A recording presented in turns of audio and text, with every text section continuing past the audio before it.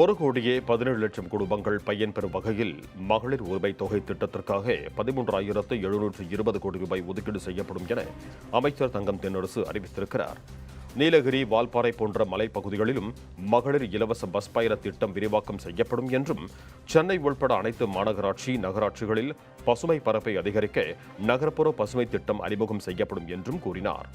100 நாள் வேலை திட்டத்திற்கு 3,300 கோடி ரூபாய் ஒதுக்கீடு செய்யப்படும் என்ற அமைச்சர் தங்கம் தென்னரசு, வரும் கல்வியாண்டு முதல் அரசு உதவி பெறும் பள்ளிகளில் பயிலும் மாணவிகளுக்கும் புதுமை பெண் திட்டம் 360 கோடி ரூபாயில் விரிவுபடுத்தப்படும் என்றார்.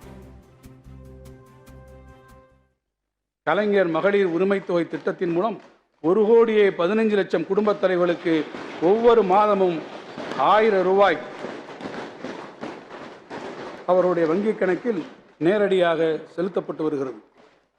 மகளிர் நலன் காக்கும் இத்திட்டத்திற்காக இந்த ஆண்டு 13,720 கோடி ரூபாய் நிதி ஒதுக்கப்படும்.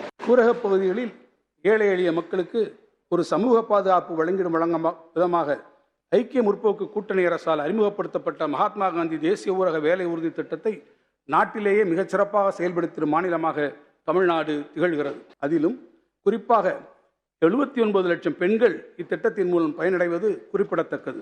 2024-25 ஆண்டில் இத்திட்டத்திற்காக 3,300 கோடி ரூபாய் ஒதுக்கீடு செய்யப்பட்டிருக்கிறது.